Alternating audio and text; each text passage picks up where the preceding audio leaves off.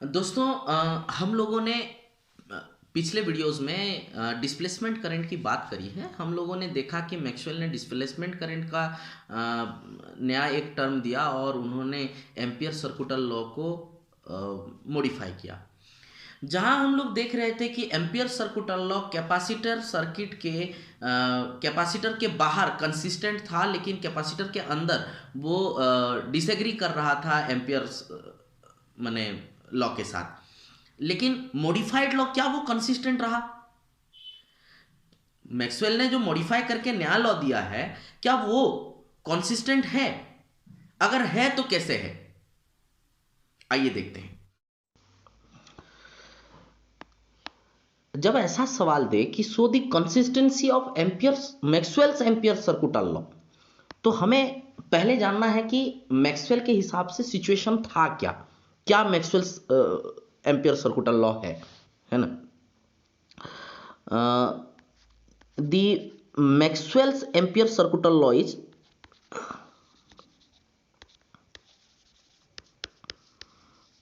ampere's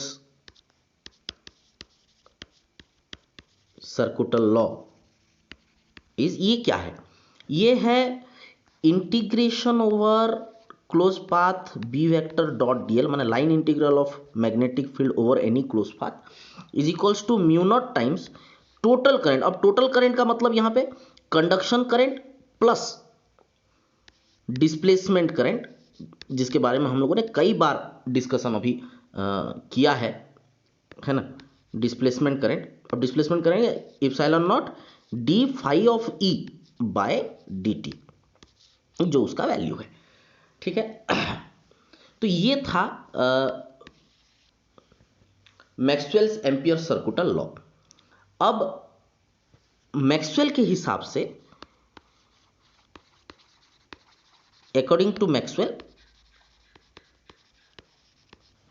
there are two currents in the circuit.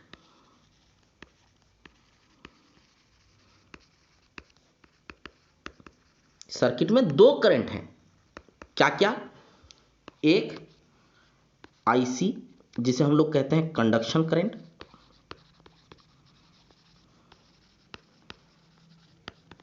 और ये है इन द वायर, और दूसरा है आईडी, जिसको हम लोग डिस्प्लेसमेंट करंट कहते हैं, epsilon nought D phi of E by D T, जिसको कहा जाता है displacement current,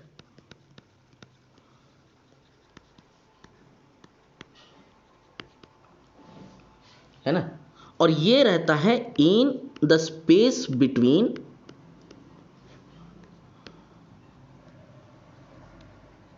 the two parallel plates. क्योंकि किस्सा तो वहीं शुरू हुआ था। पैरेलल प्लेट का जो कैपेसिटर हम लोग लिए थे, parallel plates of the capacitor, है ना? तो ये जो दो पैरेलल प्लेट्स लिया गया था, अब इसमें यहां पे है कंडक्शन करंट, और ये जो रीजन है यहां पे रहता है आपका डिस्प्लेसमेंट करंट। नाउ यहां पे हम लोग दो लूप लेंगे, जैसे पहले लेते थे जहां पे इनकंसिस्टेंसी दिखाई दिया था, हम लोग दो लूप लेंगे। पहला वाला लूप C1, दूसरा वाला लूप C2। एट C1 में क्या होता है? C1 में होता यह है कि integration over C1 B vector dot D L vector is equals to mu not I C plus I D. लेकिन यहां पे आईडी का वैल्यू जो है वो 0 है, क्योंकि ये डिस्प्लेसमेंट करंट जो है वो सिर्फ फ्री स्पेस में है, कंडक्शन जोन में नहीं है, वायर के अंदर यहां पे वो नहीं है, तो ये 0 है। 0 है तो ये इक्वेशन क्या बन जाएगा? Close integral over C1 B vector dot D L is equals to mu not I सी।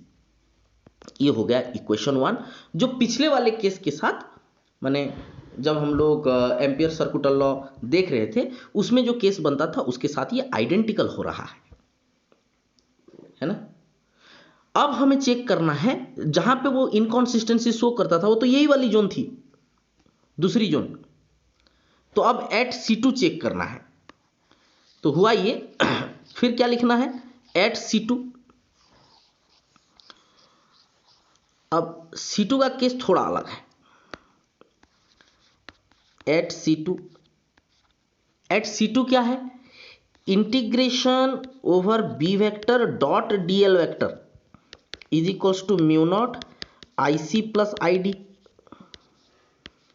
यहां पे IC जो है वो 0 है, तो ID तो है ना, तो integration B vector dot DL vector is equals to mu nought ID। अब ID का वैल्यू क्या है, ID का, ये ओवर C2 चल रहा है, तो ID का वैल्यू क्या है फिर, integration over close path C2 B vector dot DL vector is equals to mu nought ID की जगह मैं लिख सकता हूं epsilon nought D by dt of phi E। अब बेटा एक बात है कि क्योंकि यहां पे करंट गया है, क्योंकि यहां पे हम लोग एक वोल्टेज दिए हैं, तो यहां पे करंट गया है यानी कि इसके अंदर चार्ज है Q, वही चार्ज है, धीरे धीरे वही चार्ज गया है यहां पे। तो सिस्टम क्या है, सिस्टम ये है कि phi is nothing but here phi E is equals to Q by epsilon. कौन बोला, गॉस लॉ बोला, कौन बोला, ये गॉस लॉ बोला। तो मैं इसे अगर इक्वेशन 3 दे दूं, इसे अगर इक्वेशन 2 दे दूं और मैं इक्वेशन 3 ले जाके इक्वेशन 2 में डाल दूं, पुटिंग इक्वेशन 3 इन 2, मुझे क्या मिलेगा, मुझे मिलेगा integration over C2 B vector dot DL vector is equals to mu nought epsilon nought D by dt of Q by epsilon nought. तेरे इप्सिलॉन नॉट जो है उसको मैं बाहर ले लूं, तो ये बन जाना है, मैं इधर वाला मिटा देता हूं, तो यहां पे ये मिलेगा integration over C2 B vector dot DL vector is equals to mu nought epsilon nought by epsilon nought dq by dt। भाई इप्सिलॉन नॉट काटा गया, dq बाय dt क्या होता है, I ही होता है, यही कंडक्शन करंट जैसा ही है।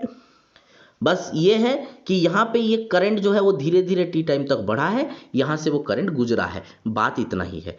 यहां पे ये चार्ज धीरे धीरे बढ़ा है, यहां से वो चार्ज धीरे धीरे गुजरा है, बात उतना ही है। तो हुआ क्या, integration over C2 B vector dot DL vector is equals to mu nought, ये तो I ही है, तो यहां पर भी वही एक्सप्रेशन आ रहा है, ये IC के जैसा सेम ही है ना, लिया मैंने ID था लेकिन आया IC जैसा ही है, यानी ये expression integration over C2 B vector dot DL vector is equals to integration over C1 B vector dot DL vector जैसा हुआ। ये इक्वेशन 4 जो है वो एक्सप्रेस कर रहा है कि ये जो modified Maxwell's Ampere circuital law है, it is consistent all over the circuit. Equation 4 expresses that the modified